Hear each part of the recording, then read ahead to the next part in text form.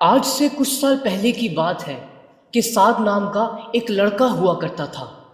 کہتے ہیں کہ اس پہ کسی بری آتما کا سایہ ہو گیا تھا جس نے اس لڑکے کی جان لے لی۔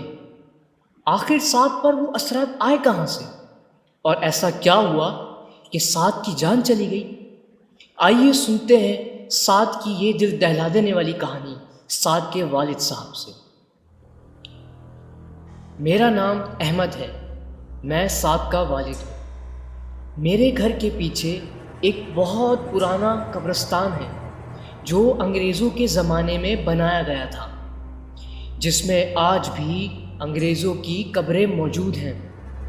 میرے گھر کی تمام کمروں کی کھڑکیاں اسی قبرستان کی طرف کھلتی ہیں۔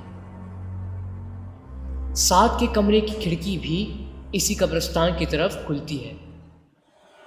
رات تقریباً 2:30 بجے سعد معمول کی طرح پڑھائی کر رہا ہے۔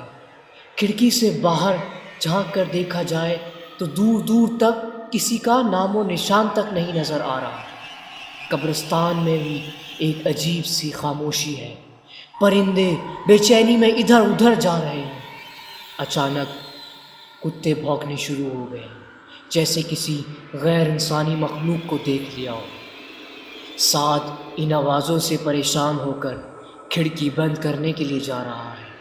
اسے بالکل بھی اندازہ نہیں کہ اب جو منظر وہ دیکھنے والا ہے وہ اس کی زندگی بدل کر رکھ دے۔ سعد کھڑکی کے پاس پہنچا اور اس نے دیکھا کہ ایک عورت نے میلی کچیلی چادر پہنی ہوئی ہے اور وہ عورت قبرستان کی طرف جا رہی ہے۔ سعد تشویش کے عالم میں اپنے گھر سے باہر نکلا اور اس عورت کے پیچھے گیا۔ اتنی دیر میں وہ عورت قبرستان کے اندر تک جا چکی تھی۔ سعد نے سوچا کہ رات کے اس وقت قبرستان میں جانا ٹھیک نہیں، لیکن اس کا دل کچھ اور ہی کہہ رہا ہے۔ بس پھر وہی ہوا جس کا ڈر تھا۔ سعد اس عورت کی قبر تک پہنچ گیا اور اب وہ اس عورت کے آمنے سامنے کھڑا ہے۔ سعد نے اس سے پوچھا کہ وہ کون ہے اور اتنی رات کو یہاں کیا کر رہی ہے؟ اب انسانی ہڈیاں چٹکنے جیسی آواز آتی ہے۔ اس عورت نے بنا مڑے اپنی پوری گردن پیچھے گھما لی۔